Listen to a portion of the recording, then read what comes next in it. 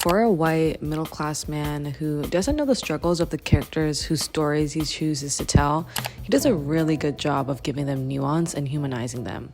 One of the movies that's been talked about a lot this year since it came out is Anora, and I was finally able to go and see it in theaters, and let me just say, yeah. The themes of wealth and class and how lower class women in particular are treated amongst these dynamics was really, really interesting and something that I walked away from the movie thinking heavily about. And I want to talk about those themes in this video. A colorful, exciting, and hilarious film, as per all of Sean Baker's films. This one still has to be the most tragic one yet. I'm sure we're all well aware that the wealthy exploit the lower class for material goods and products, using our labor to make more money for themselves. However, this film goes further to suggest that this exploitation is not just limited to material gain alone, but extends to the upper class seeking amusement at the expense of those with less power or privilege. In this video, we're going to take a deeper look at how Annie was exploited by Ivaan and how Sean Baker tells this story, keeping the audience constantly questioning their reactions and their own moral code. Annie takes her work very matter of fact. She's a sex worker that clocks in and out just like anyone else does at their jobs. We can see that she's a popular dancer at the club that she works at. She's able to get the attention of men and she's able to get money out of their pockets, but it's work. It's part of her hustle. She's not hoping that someone will come in and just swoon her off her feet and take her home and make her their wife. She's simply doing whatever she does well enough so that she's able to survive and make enough money to stay afloat. And then in comes Ivaan, a 22-year-old Russian man, but a boy really, who's the prodigal son of a Russian oligarch, so wealthy that it's disgusting. English isn't his first language, and knowing that Annie speaks and understands Russian, her boss sets her up with him for the night. He splashes cash on her. Not once, not twice, but 3 times.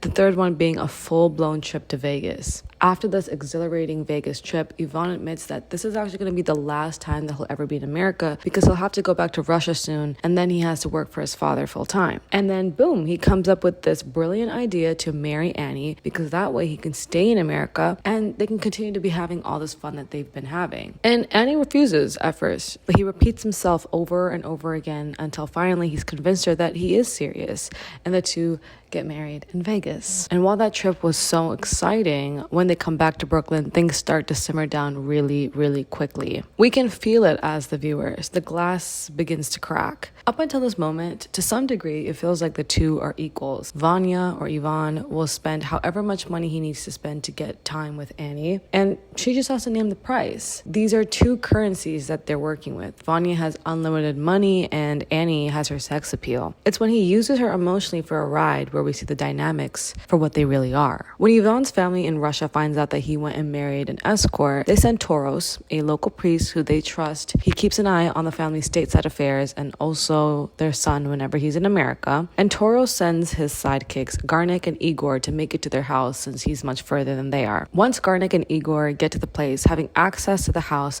they walk in with no problem when Ivaan refuses to open the front door. And to sum it all up, Ivaan runs off, leaving Annie behind with these two men. Garnik and Igor try to trap Annie in the house as a means to keep her there since they couldn't keep Ivaan there up until Toros gets home. But she's full of fire and doesn't go down without a fight. In this very lengthy scene, we catch Igor and Garnik chase this girl around the house as she attempts to escape their grasp, biting them, kicking them, breaking Garnik's nose, doing everything that she can to keep them off of her. And they do everything they can to keep her in the house anyway. Igor actually ties her up, and when Toros gets there, he gags her with a scarf when she starts to scream for her life. This is one of the most jarring scenes in the film because it's very hilariously ridiculous. I mean, you're seeing all these people running around trying to trap this girl, and at the same time, she's able to take down these two big men by any self-defense that she can come up with. It's coordinated so well that it makes you laugh. But ultimately, what we're witnessing is Annie being assaulted.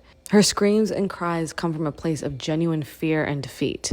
There's nothing funny about watching her get tied up against her will, while 3 men stand above her, forcing her to accept that this marriage that she's agreed to is not real, and demanding that she follows their lead in finding him. Toros even snatches the ring off of Annie's finger, and that's very much hers. Whether they want to believe that their marriage is real or not, that ring was bought by Ivaan for her, so it's her property. But in snatching the ring off of her finger, it symbolizes how low and discardable they really see her, that she's not even worthy of a ring that Ivaan bought her willingly. Toros doesn't take this finger off of her because the family needs the money. They don't need it. They won't miss it. But it's because it's a symbol of wealth and prestige, something that she doesn't and cannot have. This is the first scene where we start to see how truly disregarded and dehumanized Annie has been by Ivaan and his family and the people that work for his family. She's literally been tied down to stay in one place. If that is not dehumanizing, I don't know what is. And what's so interesting about the way that Sean Baker tells this part of the story is that it's orchestrated, like I said, in a way that's so hilarious. When I was watching this film in theaters, myself included, the audience was laughing so hard. It was funny. But eventually, while you're laughing,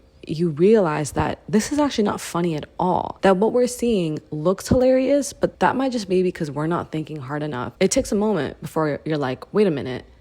This is not okay. Like, this is not okay. They can't corner this girl and force her to stay in the house. She's got the right to leave. She's got the agency to leave, and they take that away from her. For me, it made me question, why is it that it took a while for us to empathize with Annie? Is it because she's a sex worker that we find it hilarious that she's getting trapped in this very, very scary situation? During the hunt for Ivaan, the group go up and down New York City trying to figure out where he might be. You can hear the absolute fear in Toros's voice every time he's on the phone with Ivaan's family and the desperation that he has to find him. I mean, these guys literally set the city on fire. They break private property. They park in zones that they aren't supposed to, harassing people left and right, asking them if they've seen Ivaan. It's like there's no limit to what the group will do before they find Ivaan. And that's exactly how Ivaan's family exploits these men, expecting the impossible out of them and holding them responsible for their grown son's actions. He's not a child. He's not in danger. He knows exactly what he's doing and he has control over himself. But the family will never be able to blame him for his own actions. So the family turns to Toros. And the reason why Toros is so desperate to stay on this family's good side is because ultimately the social standing that it puts him at, because they trust him. At least for Toros, it feels as though he has this elevation in society because he's on the good side of this very, very powerful family. It's as close as he'll ever get to their social status at all. And he is in complete fear of losing that. It's funny to me how Toros, who constantly refers to Annie as an escort in a tone that clearly suggests that he thinks of her so low, doesn't realize that he's actually in the very same position as her. They're both just being used for the benefit of this family. In the same way that Ivaan uses Annie for a good time, his family uses Toros to clean up their dirty work and to keep tabs on their son who's completely undisciplined. When he's talking to the group, Toros is all serious business. He does not play and he is very strict with what he expects of them. And yet we see him melt completely when Ivaan's family finally shows up to America. He's a puppet that they run. He just doesn't see it that way, especially not against Annie, who he considers is as low as it gets. When Annie finally learns that Ivaan has returned to the strip club that she worked at, the group beelines to him. When they find him, he's getting entertained by Annie's ex-co-worker slash nemesis, Diamond,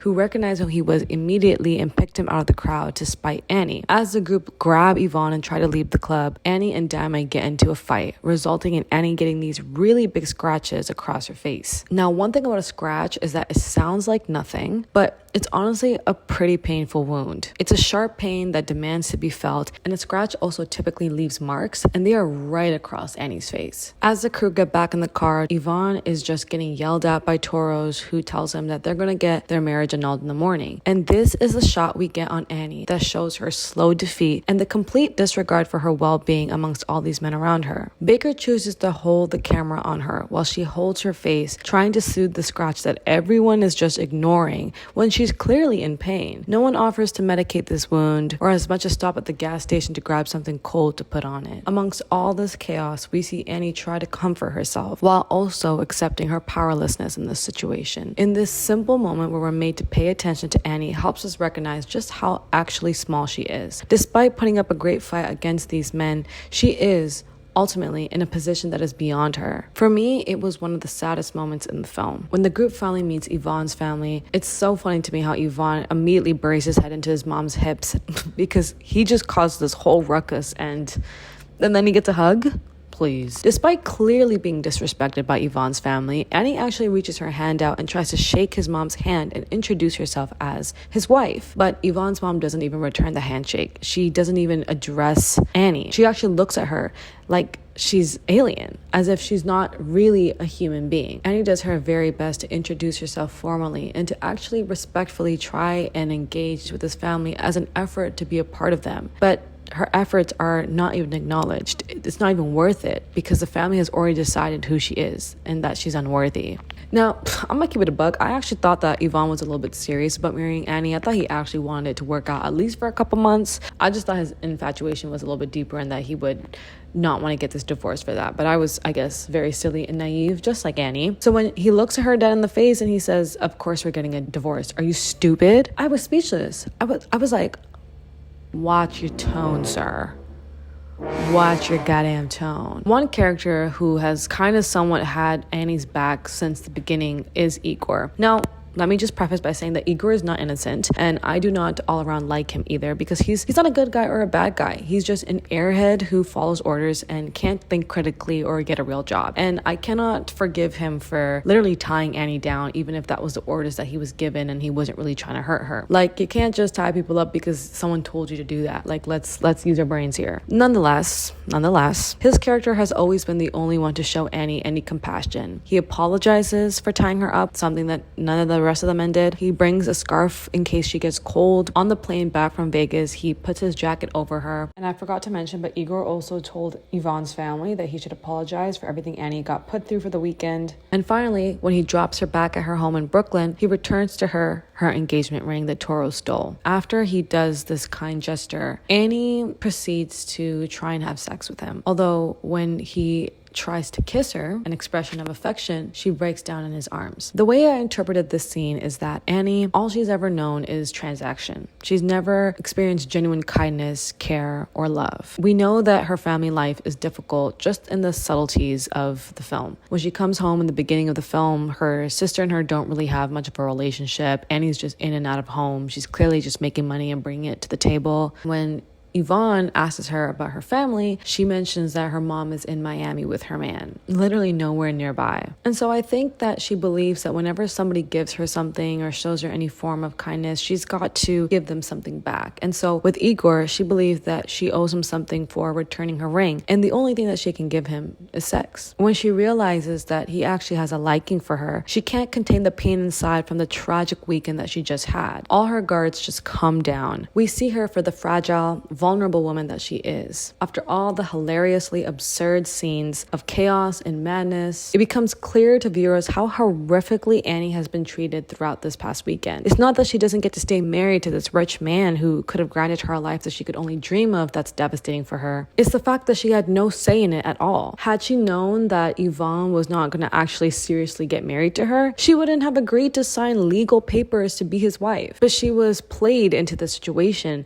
and then she was forced to find him, forced to fly back to Vegas, forced to sign annulment papers. Not once was she able to make an active choice for herself. When she's at the strip club, when she's doing her work, she can set her boundaries, she can set her price, and she can walk out of a situation whenever she wants to. But in the situation with Ivaan, she was used as an escort without her knowledge. Once she signed those marriage papers, she thought she was about to be someone's wife, but really she was continuously being used without her knowledge and ultimately taken advantage of. She was being used as a service without her own knowledge. And that is not consensual. That was not a transaction that she agreed to. The Cinderella story that she thought she was about to live was really just a weak attempt by a bored rich kid to keep himself from going back to Russia to work for his family. Sean Baker's Annie is truly a tragic story about exploitation and class differences. It highlights the transactional relationship between the upper class and the lower class and how the wealthy fundamentally dehumanize the lower class, especially women, especially vulnerable women. To this very successful and wealthy family, Annie being an escort makes her someone who doesn't even deserve basic respect, whose basic human rights don't even deserve to be honored. And that's what's truly heartbreaking about this story, is the fact that here's a woman who was always independent and who was doing her own thing, trying to make her life happen for herself. And then she thought that she was getting into this situation where she would finally be able to take a rest and be able to depend on someone else.